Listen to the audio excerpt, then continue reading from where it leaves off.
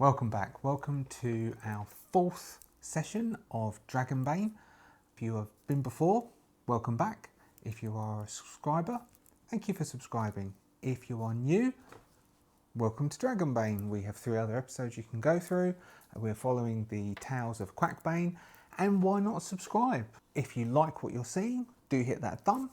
And if you have any comments at all during the period of you watching this, do put them down the bottom and I'll address them. So, where did we leave Quackbane? Well, we've been playing through the solo campaign, which comes within the core rules, and we're playing the first mission, which is called the Captive Orc. Our task that had been set to us by Stonegaze was to voyage into Deepfall Breach to find some cultists who are leading an Orc Gorham to an altar chamber. Now, we're on our last step, step 5 of the mission. Previously to this, we encountered a forgotten library where we found a orc, Naok, bound up by a giant spider, and one of his comrades had been devoured. Naok had gone a little bit and was giving off unsettling laughter. We freed Naok. Naok helped us defeat the giant spider, and we gave him some of the treasures that we found. Not that we found that much. And Naok said he would come with us to help free the orc, Gorham, who's being held by the cultists. So we would be now voyaging onto the last step being called the Fiendish Altar. Stargaze gave us some information about the Fiendish Altar. The last 2 things that we encountered, the Forgotten Library and a tomb, he didn't really tell us about. So we have our Fiendish Altar. So Gorham would have asked Quackbane, where we go, what we go see. So Quackbane, right there fella, so I don't know if you know about the dude upstairs, the geezer, Stonegaze, but he told us, asked us to do this mission, innit? No, me no go up there. We just stay down dark. Alright fella, don't worry about it. What we're doing here, we're in this library, and what we're going to do is we're going to go forward, and then we're going to see if we can find a Fiendish Altar. Fiendish Altar? Is that where they're going to take Orc? Yes fella, going to take him there and they're going to do some nasty stuff to him. So, this is what he told us, alright? Then Quackbane gets out a little notebook where he's got this stuff written down. He said, the cultists take refuge here with their prisoner. He never said whack. My sight cannot glean their aims, but the blood-stained altar at the centre of the chamber has seen countless deaths at the hands of those seeking parley with demonic forces. But I sense fear, hesitation in these cultists. They're not dying needlessly for their cause, I suspect. I mean, I don't know why I wrote all this stuff down, fella. Free Gorham from their clutches. Both he and Naok will stare into each other's eyes and go, might as well give it a go. Could be some gear in it. And they will continue. Well, first off, they found that exit from the library, which I think I said there was a... I remember the weirdest of things. I don't remember what I'm supposed to be doing when I've walked into a room, but I remember what I did last week in a role-playing game. I think I said that they found a book and opened it, and then they went through an entranceway, and then they could find their way down. So we will say that this entranceway will open up, and there will be a let's say it leads to the Fiendish Altar. This is a secret door that leads to the Fiendish Altar. So we can imagine it being, sconces. Someone said this. This was when this was for the Cthulhu game, and I was trying to think of a thing, and they're called sconces, holding torches. They've been lit. They're burning. They're quite low down, burning quite low. These sconces are holding the torches on this reasonably narrow corridor that's leading down forwards. And as we were leading forwards, we can see that there's various other ones that are leading into it as well. It's like a warren is leading towards one point. And as we're going forwards, Quackbane going, all right, fella, shh. What I might do is I might start sneaking forwards if it's all right with you. And then I'll come back and tell you what I see. I'll sneak. No, you don't. What you do, mate, is you clop about. You clop about like a great big bloody orc. Because you are. And so Quackbane will start moving forwards towards well, basically forwards, because everything seems to lead forwards, slightly down towards something. Let's see, let's make this area interesting. Let's say that a few of the pathways lead off on the side and Quackbane decides to take one of those side paths. Gorham stands at the main entrance and this side path will lead down to a series of balconies that are on a second tier above a circular room. All these rooms are circular. That has been lit in an eerie oil lamp lighting. So there's some smoke in the air from the oil lamp, and it will go down towards the centre where we will make Quackbane make a sneaking. His sneaking's low, but he will be able to increase it. So he's going to make a sneaking check, and where's my dice? And what we'll make Quackbane will do, Quackbane will possibly hum a little tune to himself to give himself a bane in attempting to sneak, not a bane, a boon. He doesn't want a bane, does he? He wants a boon. Will give himself a boon to sneaking forward. So he will use 3, so at the moment I've got him at 4 hit points and he's used up 2 will points. So this is 3 will points for him to go, all right, Quackbane, take your time. Tippy-toe, slowly and fine. Don't you rush, Quackbane, because you don't want to trip. Let's have a little looky and sip. Because he couldn't think of what else, so he said sip as the last one. So he is going to sneak forwards and then attempt to peer like in a bit of a crouch. He's got great thighs, as Darkbane, great thighs, because I don't know if you've ever tried sneaking with a crouch, but it kills your thighs. So he's going to try sneaking forwards towards where this balcony is, old style balcony, stone carved parapet. Is it called a parapet? Like the wall bit at the side, parapet? Parapet feels like a right word. And he's going to try peeking through and down. It's not very high up, maybe 12 foot above the ground, and he's going to try and peek into the room and see what's in there. 5 is good enough because he had his boon, so 5 is under his sneak of 6. Does he have any negatives? I don't think he does. He doesn't have any conditions. Do I see anything else? He's carrying a lot of stuff. I don't know what his encumbrance limit is, but he seems to be carrying a lot of stuff. Maybe I'll take him. Hold on, give us a second. I don't normally do encumbrance apart from in Twilight 2000, so let me have just a quick butcher's hook at what encumbrance is. That is Cockney rhyming slang for look. It says his encumbrance is his strength, half his strength rounded up. He's got a strength of 7. That would give him 4 things that he could carry. Does food count? Food, up to 4 rations of food count as 1 item in terms of encumbrance. Always record the number of rations. All right, he's got 3. Okay, a torch, lamp or lantern is an item. So he's got his lantern. I'm going to count flint and steel as being tiny and being the same as a tiny item. Rations is 1 item. Bandages is going to be small. Then he's got an amulet. Well, he's wearing an amulet. Can he wear an amulet? Go on, let him wear an amulet. A book, that would be an item. The spyglass and cooking utensils aren't going to count. The amulet isn't going to count. We won't count the bandages. So he's got a lyre, oil lamp, rations, book. All right, that's his 4. He's going to have to ditch the spyglass. He'll have given the I've got a spyglass written here, which I vaguely recall he found with the cooking utensils. So how much is a spyglass going to cost me? Shall I ditch the spyglass before I sneak forwards? He says to himself. Come on, fella. These good folks are trying to watch you. Bloody hell, fella, that's 50 gold's worth. Boon on bushcraft rolls for leading the way during journeys. He might keep the spyglass then. He's going to ditch the book and he's going to keep the spyglass. So basically he's on full capacity. He's carrying everything he can possibly carry and then possibly some. So he snuck forwards.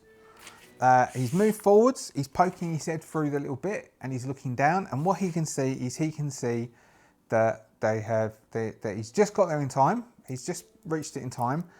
All right, let's do this. Has he reached, is Gorham on the altar and they're about to do the sacrifice right now? So he has to stop them right now, which he is on time click 5. So that is a possibility. Or have they only just got into the room? So what we're asking the Oracle is, is it too late? Too late is he's already on the altar and they're about to, the ritual has begun. And that's the most interesting thing. So that would be a yes. Yes. But because it's only just a yes, it means that they've only just put him on the bit, which means now there's a lot there. Now, what did we say here? But I sense fear and hesitation in these cultists. They'll not die needlessly for their cause. All right, this is what I'm thinking. What I'm thinking is Quackbane is going to attempt to basically, Nauk is far back, Darkbane is forward. We can say that there are, I don't know, there's going to be at least 4 cultists in this room. So there's at least 4 cultists. Here we go. We'll go, are there more than 4 cultists? Very much so. Okay. So very much so means I was going to go 6. So let's go. There's 8 cultists in this room. So we've got a few milling around the back who are setting up altars. Gorham is being tied by 2. We've got a lead cultist. He's got a nice bright shiny dagger and he's got the most fancy hooded cloak on. And they're all standing around there. And they're all starting to get the ritual ready. They're beginning to chant. Then they're just started chanting as Quackbane sticks his head through and there's a bit of a butcher's. Oh my god. Right, I better act fast. What am I going to do? Me and Gorham, we ain't taking 8 out. I know. And he calls down, all right, you lot down there. It's the police. We're here to stop ya. All right, lads, get involved. Come on, lads, they're here. Get them. All right, we're coming. All right, here we are. And he's going to attempt to do a performance. So I'm going to roll a performance check and then we might give a persuasion roll. If he succeeds on the performance check, we will then either make it a normal performance roll or give him a boon on the performance roll. No, on the persuasion roll. So first off, he's going to attempt to do a performance. Now, I don't think he has time to do the musician because he's only just got there. But what's performance count as? Performance is charisma. So we could make him use ill-tempered, which makes him fail his intelligence check, which makes him get angry. So yes, that'll work actually. If he's angry, then he's going to sound really like, he's going to sound angry. So he's going to use 3 willpower points using his ill-tempered talent, which gives him a boon on his next skill roll, which is going to be performance. So he's going to act as though he's an angry police officer shouting down at them, which will then trigger Gorham to come running up. So if his persuasion is only semi-successful or fails, so we'll say that some stay, some run, and then Gorham and Quackbane can sort of jump over and have a bit of a fight, and we'll see what happens. So first off, he's going to get a boon on his performance roll, which is a 12, which he rolled a 1. He rolled a 1, so he gets a check mark next to his performance. So we're going to say that's an outstanding performance. He does several different voices. He can even do a Liverpudlian accent. There, that's how good this performance roll was. And if you want to go watch Twilight 2000, you'll know why that's such a good thing to do. Because I can't do one. So he does that, and all the cultists are down at the bottom. They're all jerking their heads up. Oh no, who's that? So that's his performance roll. Fantastic. So then he will get a boon on his persuasion roll that he's already got a check mark next to, so he doesn't need to roll a 1 for this one. Which is a 14, which is a failure on, that's one of his first failures. So he fails on the persuasion. So not all of them believe him, but because he rolled a 1 on the performance, some will believe him. So what I said was there was 8. So we will do a series of halving. We will say, we'll assume half run away, leaving 4. Okay, so that's because he did such a good performance. Half of them, the minions, leg it. So we'll have the boss and some of the more beefy ones stay behind. Not necessarily what Gorum and Quackbane want. So next, we'll go because then we might just end up with the chief who will stay behind. So there'll be at least one because he failed the persuasion. Do half of what's left run away? No. All right, so 4 stay behind. Gorum best be feeling like in a good fighting mood. So no is the answer. So there's 4 cultists. So we will have let's draw this out. Let's see if I can do something looking reasonably smick. All right, so we've got, what I'll say is we can have, there'll be, all right, here we go, look. So, not much neater, but anyway, Quackbane's up here on the edge. We've got the altar, we've got Gorum on the altar. 2 cultists are tying his hands down. This is the head cultist who will be about to do the sacrifice, so he's got a nice shiny silvery dagger in his hands.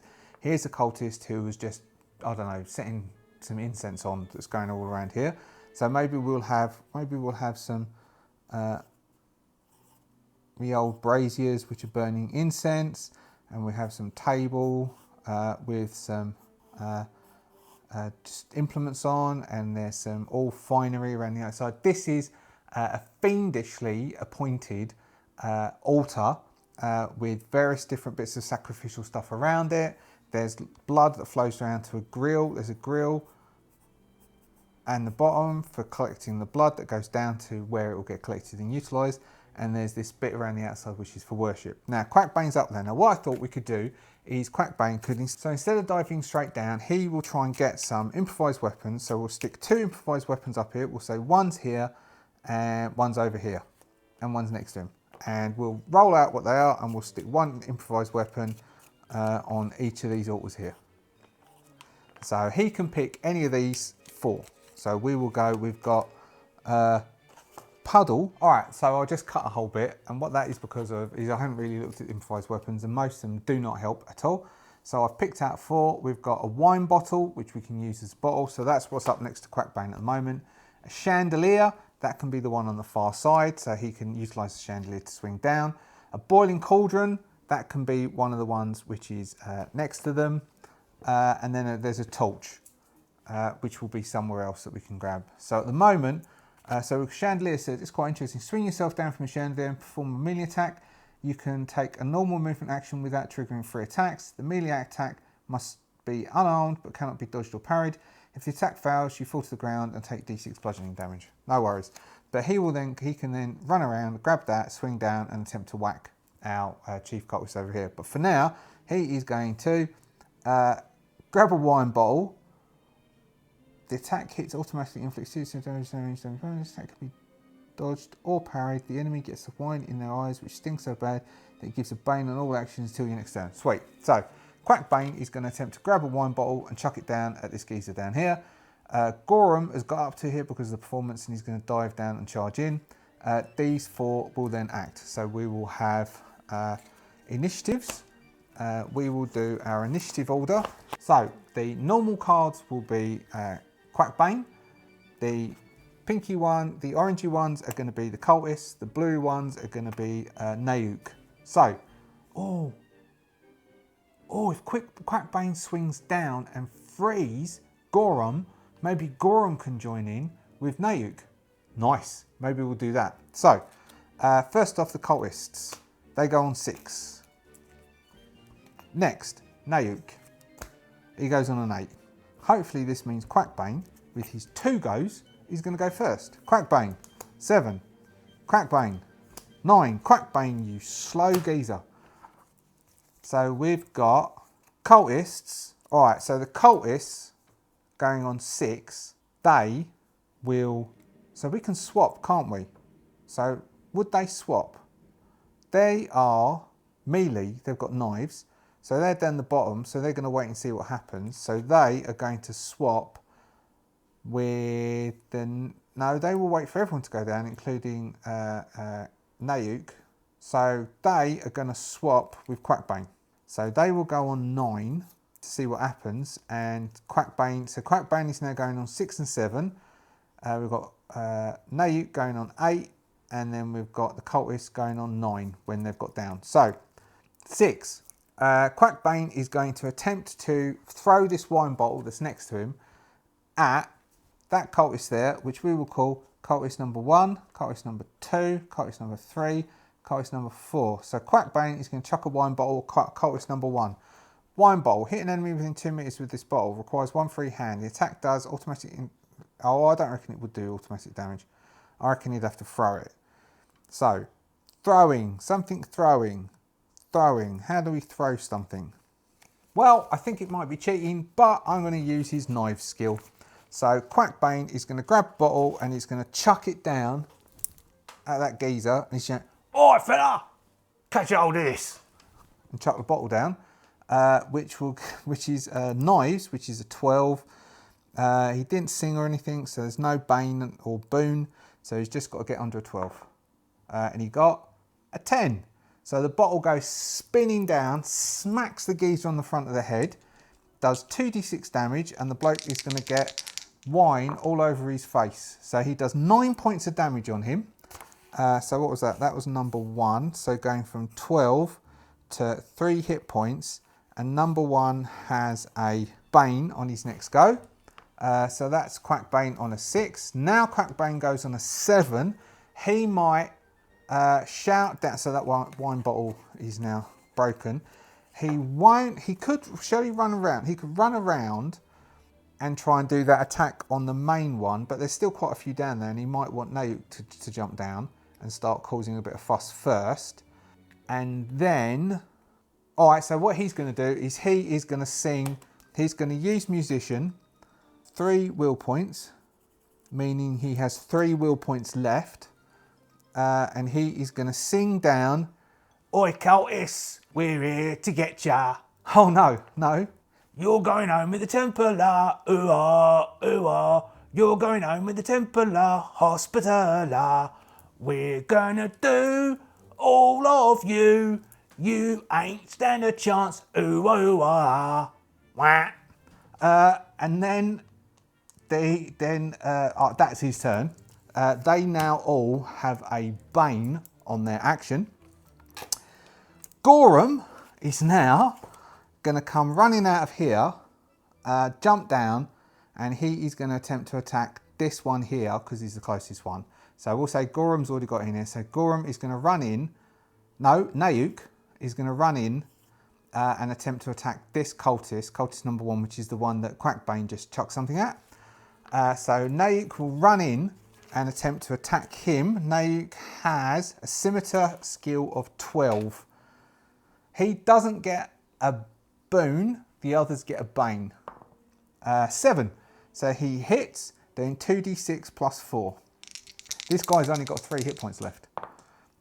So Nayuk, Nayuk, the orc, charges in, "Gonna have ya!" Goes in and with a sweeping blow of his scimitar, cleaves our cultist number 1 in twain and screams, "Ah!" as the others then will adjust and do something about it. I think our leader, let's have, this one is going to have to try and come round, so he'll take a turn. He will throw, what will he do? He's going to throw, there's like iron things in here. He's going to chuck an iron thing at Nayuk, and he's going to come and try and stab Nayuk. So the one is going to come over and try and stab Nayuk, we will do first. These have a knife skill of 14. They have a Bane until Quackbane's next turn in the next round. So 14's a Bane, 7's still hits. So doing a D8 with his silver dagger plus 4, doing, what's that, plus 4 is 11. -2 for the armour gives 9, leaving our Orc comrade on 2 hit points. Then we've got the one over, so he has, hold on, that's Nayuk. So he's come over and he's now standing right next to Nayuk, C2. He's going to try and throw something, which we will have, well, I used their knives for them, so it's knives again, I guess. 20. So I will say he picks up the wrong end. In the panic, he picks up the wrong end of the hot poker, and he's going to do, I don't know, let's say a D6 damage to himself. Hi, 6, yes. He's going to do, so that was number 4. He does 6 points to himself and starts shouting and screaming.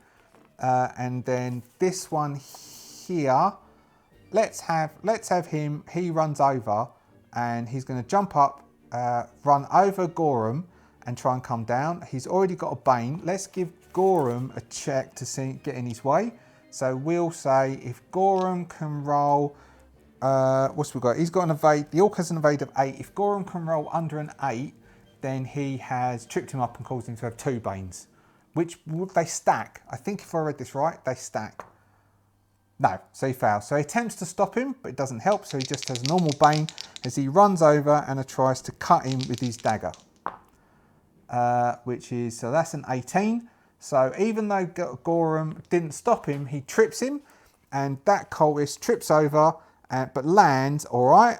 And he's standing next to Nayuk on the other side. All right, and that is the end of the first round. So then we reset. So here we go.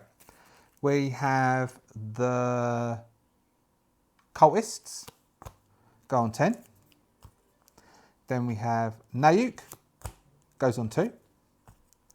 Then we have Quackbane goes on a 4 and a 3. So Nayuk goes first on a 2. We've got 2 cultists standing next to Nayuk. Which one? One of these is, oh no, he's the one who's injured. This cultist over here is injured. These 2 aren't injured. Though we've got number 2 is the one who looks, can you see that? Yeah, number 2 is the one who looks who looks most fancy. He's the head cultist. So Nayuk will just focus on him. Or if Nayuk switches positions with Quackbane, then Quackbane could do musician again. Nah, that's not worth Quackbane's way. Quackbane is not going to do musician again because he's only got 3 willpower points left anyway. So Nayuk will turn and try and hack up our head cultist here. And he will turn, so he doesn't get, oh, but hold on. No, that's Quackbane still goes first. So he's going to turn and try and hack up the head cultist. He has a scimitar of 12. 19, he misses. Can I make him push? Not really, because he's an NPC. So he turns, tries to hack up that head cultist, and he fails to be able to do anything. Quackbane goes, oh, bloody hell, Nayuk! Let's see, can we make, if Quackbane gets down, he could attempt to go and free Gorum. That might be his best bet, but that's going to use both of his turns, and he's going to basically mean that Nayuk might get butchered. So Quackbane's going to have to take, so Quackbane will use his turn 3 to run down and do a knife attack on, right, it's going to use that one to run down and do a knife attack. Maybe he'll run around and do the thing. No, that's too far. He'll run down, do a knife attack on him, and then try and get over here, which would mean he gets, does he get like an attack? But he'll be behind, he'll be like basically, let's see if I can make him run down, do an evade roll.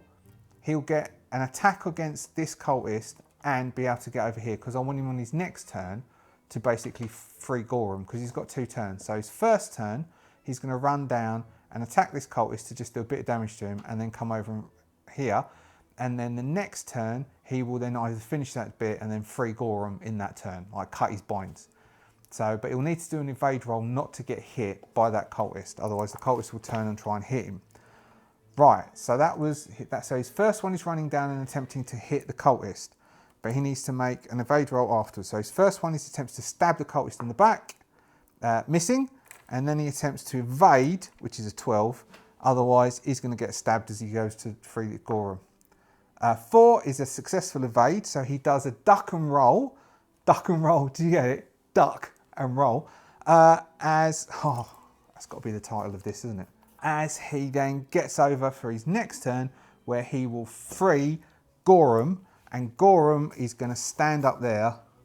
So Gorum is now up here, and Gorum is free, and Quackbane has now moved to here, as Quackbane has cut his binds and he's now here. Gorum is now there, but now we're on the cultist's turn. So the cultists will see, this cultist is going to try and attack Nayuk, this cultist is going to try and attack Nayuk, this cultist is going to come up and try and attack Gorum. So he's going to run over here first and try and attack Gorum, and then these two are going to try and attack Nayuk, and Quackbane is going to stay out of the way trying to look like small and, oh, don't hurt me, fella, I'm just a bard.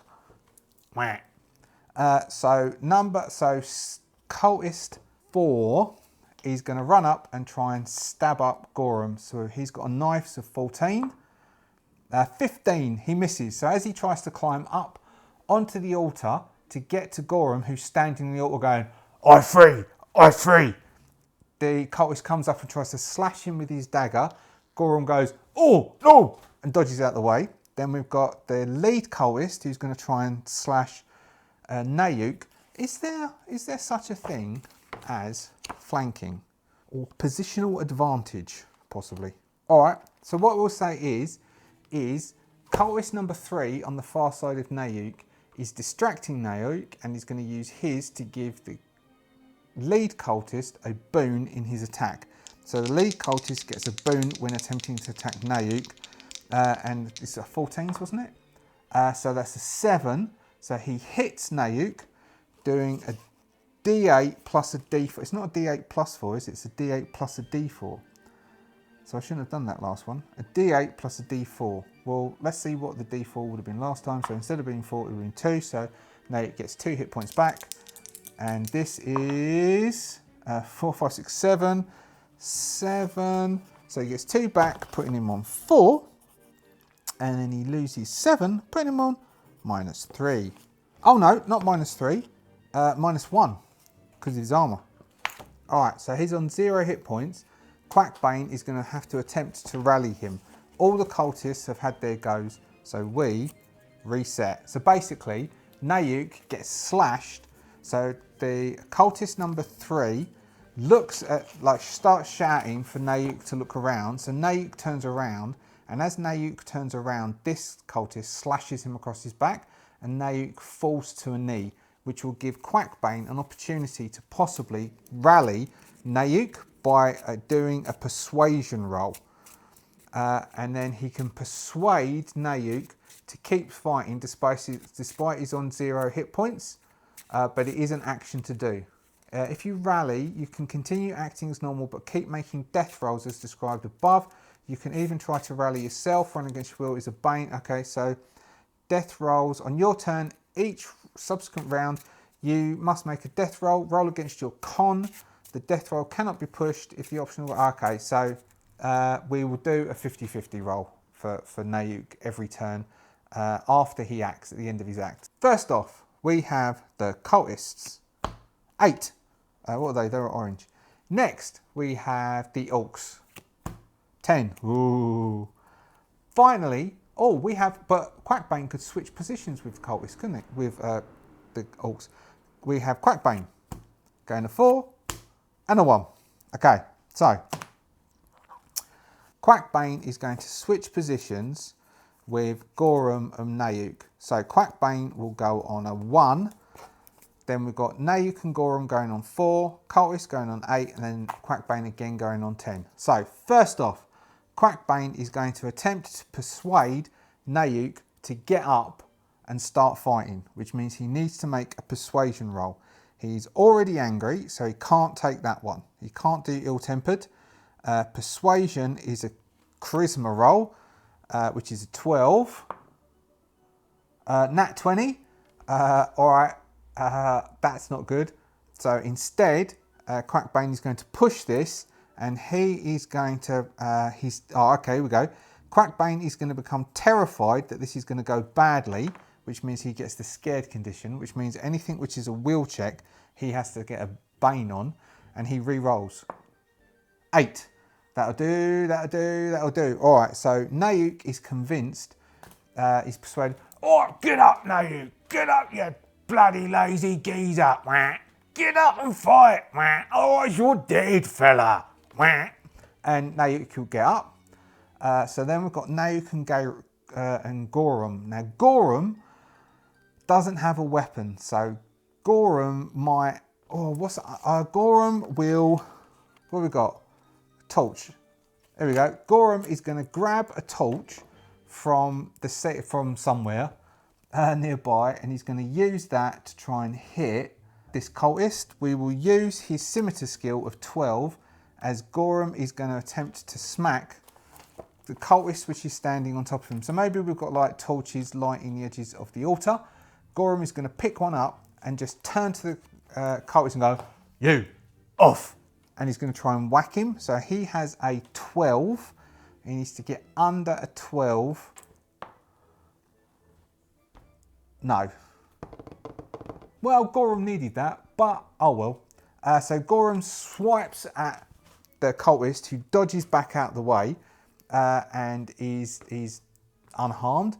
Now we've got Nayuk, who does a very Terminator X standing, and then Nayuk is going to turn and he's going to try and attack that lead cultist, the head Inquisitor cultist, and he's going to slash at the head Inquisitor cultist. Nayuk has a 12. All right, this is going badly. This is going very badly. Who goes next? They do. Okay. Nayuk misses, doing a natural 20. He slips. His scimitar comes out of his hand and goes to the floor, and Nayuk falls back to one knee. So that's the orcs, which then means it's time for the cultists. The cultist on top of the altar with Gorum is going to just start laughing and then lunge forward with his dagger. He has 14s. Hitting, doing a D8 plus a D4. Doing 4 points. Gorum doesn't have any armour, so all 4 points going through, putting Gorum, slashing against Gorum's chest and his upper shoulder. Gorum screams with the pain. The cultist on the floor, two cultists on either side of Nayuk, he's going to give him a boon again, as he is going to attempt to just do a coup de grace on Nayuk. 14 is enough. 14 is enough to hit. So Nayuk is then, we won't bother rolling. Nayuk is killed outright. So Nayuk is dead as the proverbial doornail. Quackbane, what you going to do, fella? What you going to do? You have one use of your powers left with 3 will points. All right, Quackbane is going to really... Quackbane, being the sneaky little geezer that he is... Whoops. Quackbane, being the sneaky little geezer he is going to come running around and attempt to slash at the legs of this cultist, who is the cultist who has took damage from his own injury. So Quackbane will run around and then he's going to attempt to slash at him. He doesn't have... he was not going to do any singing or anything. He's just going to slash, which is under 12... with knives. A 2, that's good enough. That's good enough for Quackbane. Good enough for Quackbane, which is a D8 and a D4. Doing 5 points. He has 6 points left. That puts him on 1 hit point. All right, that'll have to do. He's on 1 hit point. And with that, we reset again. We no longer have Nayuk. Sadly, we lost Nayuk. Oh well, we'll have to get those copper coins off him, won't we, eh, fella? A few extra coppers for Quackbane's pocket. If Quackbane can get out of here alive. Alright, so what we have at this point, I don't know what round we're on, but we've got Gorham is standing on an altar with a badly injured cultist in front of him. We've got Quackbane, who has now repositioned himself to over here. We've got one cultist and another cultist standing above the slowly cooling corpse of Nayuk. So probably this one will go for Quackbane. These two are going to go for Gorham because Quackbane is still down here, so he's probably the only one he sees.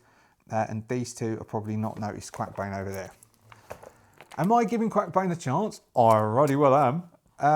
So we have, we are overpowered at this point. We have cultists, go on a 6. They are the orange ones, aren't they? We have Gorham, goes on a 4, nice. We have Quackbane, goes on a 9, not so great. And a 1, tops. So, possibly this is the best time for us to throw in a Bane. And Quackbane actually is going to leg it from here over here, where there's some sort of thing here. Quackbane's going to leg it over there, and as he leg it, he's going to start to sing. He's going to utilise his last 3 will points, 1, 2, 3, and go, "Oh, Gorham, you're a hero. Oh, Gorham, kill the cultists. Oh, Gorham, do us a favour. Oh, Gorham, don't let me die." And then the cultists will all get a Bane, and Gorham hopefully will stand a chance. So Gorham is going to try and kill the cultist in front of him who's only got 1 hit point. That seems to make the most sense. So if Gorham can punch him in the face, then we'll say he takes that 1 hit point, and we'll give Gorham the ability to pick up the dagger that the cultist was wielding. So Gorham is going to try and hit the cultist. Gorham gets a 12. An 11 is enough. We won't bother rolling damage because he's only got 1 hit point. He punches that cultist. The cultist goes out, and Gorham picks up the dagger and turns to the other two and goes, "Come get it, come get it," which they do. So we will have, so that one's gone down. This one is going to, let's think. This one's going to try and attack, as this one is going to come around and try and attack. So we've got both of these going to try and attack. So if our leader will run around here, cultist number, what was that, number 1? Number 2, cultist number 2. Cultist number 2, come in, cultist number 2. Cultist number 2 is going to run around, which is going to confuse Gorham, which allows this cultist to try and get a stab in. Now they've both got Banes, but this will give a boon, which means it's a straight roll, which would be a straight roll trying to get under 14, and a 5 is under 14. So he gets to do a D8 plus 4. Gorham has got 8 hit points left, which does 5 hit points, leaving Gorham on 3 hit points. That was Gorham, and that's the cultists. So now we are back on Quackbane. What do we got left? Boiling Cauldron. Throw boiling water in a cone that is 4 meters wide in both length and width. Everyone within the cone suffers 2d6 damage. The attack can be dodged but not parried. Armor has no effect. Alright. How about, so that would be this one here. How about Quackbane grabs this boiling oil from over here, and then he's going to sort of waddle to over here to within 4 meters of this geezer, and then, because he can move 10, so, and then he will throw the oil on the floor. Gorham is up here, so Gorham is safe, so he'll cast it on the floor, and he's going to try and give this geezer the 2d6 damage. So how are we going to do this attack? So this would just be, what we got? Acrobatics. Acrobatics is a 6. He's got no willpower points left. How else can I? Bluffing? Oh, maybe we could have done bluffing instead of performance. He could have rolled bluffing, which is a 12. Now these two have done too good to be bluffed or persuaded. Acrobatics doesn't seem right. Strength? No. Sod it. He's just going to run up and stab him. It's boring. No, he won't. He'll do that. So, but we'll use knife's attack because otherwise instead of running up and stab him, he's going to run up and he's going to grab the oil and he's going to run up and he's going to try and throw the oil. 12s. 3. Does it. So he runs up with this bucket of oil. He throws the bucket of oil and the bucket of oil goes spilling over here. As Quackbane is now here. And the oil goes spilling across and hits all over that geezer's feet, doing 2d6 damage. What's he on? He's on 12. I could roll 2 6s. What would that have been? So a potential of 12 each, isn't it? So d8 plus 4, 12, 2d6, 12. So that's not so bad. Doing 9 points of damage, leaving that dude on 3 hit points. Right. End of turn. So we've got Quackbane here. All over here. Well, this guy's got a Bane. Gorham is up here. That dude's over there. Gorham has got 3 hit points left. Reset. I would say this is our last round. What time have we got?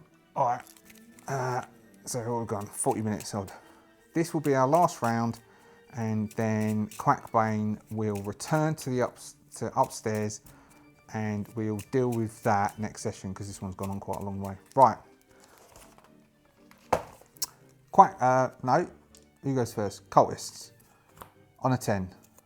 Nice. Gorham on a 4. It'll do. Quackbane on a 1 and a 7. Right.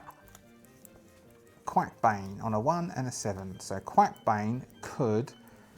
He can't do any of that stuff. So Quackbane is going to... So we've got Quackbane, Gorham, Quackbane, they could possibly do it. Right, Quackbane is going to leg it around here and attempt to stab this geezer here.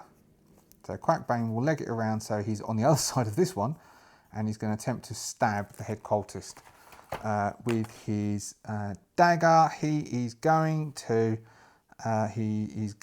make himself feel sickly, which gives him the condition of sickly. No, that's if he misses, doesn't it? He doesn't automatically give him burn, that's a push. So he's going to run around and try and stab him. He needs to get 12s for his knives. 16, he pushes it and becomes sickly. I shouldn't have done the start with, I might have hit the start off. Actually, let's use the other d20. An 8, that hits. Doing a d8 plus a d4 in damage, in stabby, stab damage. Whoop, which is 7 plus 3, which is 10 hit points. Knocking the lead cultist down to 2 hit points. Done. Gorham will see that and will turn and attempt to kick the lead cultist in the face. 12s. 16. Missing. Let's make him push it. All right, I'm going to let him push it this once, just to finish this off. A 12 exactly. Doing 2 hit points and injuring his foot, knocking him down to 1 hit point. Which will be Gorham. Quackbane is now going to jump up on here and he's going to attempt to throw his knife at the last cultist and try and hit the last cultist. He's got a 12 for throwing. 12 exactly. Exactly what he needed. Doing a d8. Oh man, a d8 plus a d4. This cultist has 3 hit points left. Any money you like, I roll 2 1s. I don't. I rolled a 7. Okay, the knife goes spinning end over end over end over end over end over end over end and smacks this cultist in the face. Okay. Everything goes quiet. Quackbane starts to pant. After this battle, he now has 3 conditions. He's both sickly, angry and scared. Gorham is on 1 hit point. Nayuk is dead. There's oil all over the floor. They are going to pant for a bit and recapture, and then Quackbane go, "Right there, fella, your name Gorham?" "Yeah, my name Gorham." I got sent to come get you." "You sent come get? Do you save me?" "Thank you, Quackbane." "That's all right, fella. I was wondering if you'd come along with me upstairs, have a cup of tea, a bit of a sit down, because I feel rough as." "Oh, me not feel too good either. But me suggest we have a look round before we go. Do you know what, fella? I like that idea. Wah. So what they'll do is they will have a search around and we'll give them 2 pulls on the adventure thing. Actually, we'll give them 1 pull in the adventure thing, and if they get another one, then they're going to get ambushed, which really Quackbane can't stand. So we'll just see whatever they can see openly and easily, they will grab, and they will return upstairs to Stonegaze, and we will deal with them coming in and saying hello to Stonegaze at the start, which is basically he's ended the first mission. So we have ended our first mission. I've run a bit late, and so all I'm going to do is I'm going to give Quackbane a treasure, and then we will see what happens in leveling up Quackbane and all the things that you get at the end. So basically we'll do Quackbane leveling up to go through that with you for the solo player, and we'll do Gorham and Quackbane talking to each other, and then we might go back to Outskirts to get some armour and some kit for Gorham, and then we will see what happens with the next mission, because I haven't really looked ahead. So we'll do a treasure, I'll split it there, and whatever this top card is what we get. We get a bag of silver. All right, so we find a D6 times 5 silver. We find D6 times 5, 45 silver. Is that 45 or 25? 5, 10, 15, 20, 25. Don't trust me. We find 25 silver, which we then take with us, and we lead Gorham back up and out after maybe we'll tend wounds and stuff, and we'll go back upstairs and we'll say, all right there, Stonegaze, this is the geezer you're talking about. And Stonegaze goes, no, it's a different talk. Which makes Quackbane go, oh, you're joking, aren't you? Yes, I am. Oh, fella, got any tea? And that's that. Thank you very much for sticking around for our 4th episode of Dragonbane. I quite enjoyed that, though the combat went on for a bit. It felt that we had a bit of flow, a bit of action, a bit of running around, a bit of using the things around us, and it wasn't as repetitive as the last one went. I feel as though I maybe pushed everyone's luck a bit to allow us to win that one, but it is what it is. If you're a subscriber, thank you very much for subscribing and sticking around. If it's your first time view, please consider subscribing because it helps us and helps a bonus. Really, I should do a little bit, cut bit of this. If you have liked what you've seen during this game, please hit the old thumbs up. If you have any questions or any comments you'd like to make, like, Gazer, why do you keep your favourite characters alive? It's because I like doing the quacky voice, isn't it? Otherwise, I will see you next week for another game of Dragonbane. Have a good week. See ya.